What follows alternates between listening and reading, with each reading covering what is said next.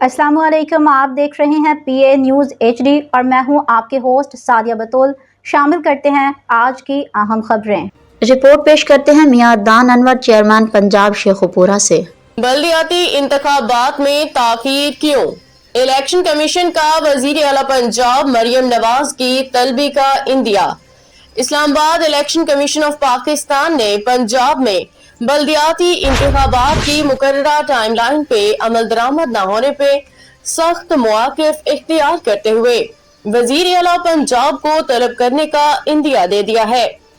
Chief election commissioner ने वाज़े अल्फाज में खबरदार किया कि अगर तयशुदा शेड्यूल पे पेशरफ्त ना हुई तो इलेक्शन कमीशन मामलात अपने हाथ में ले लेगा।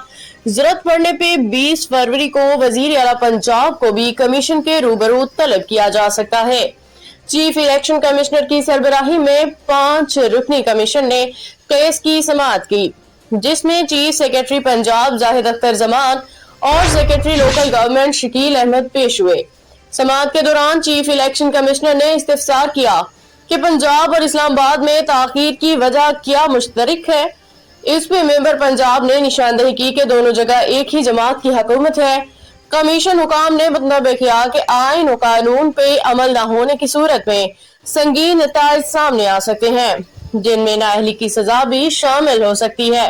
न्यूज़ स्टूडियो से अब तक के लिए इतना ही। मजीद खबरों और अपडेट्स के लिए देखते रहिए PA न्यूज़ HD।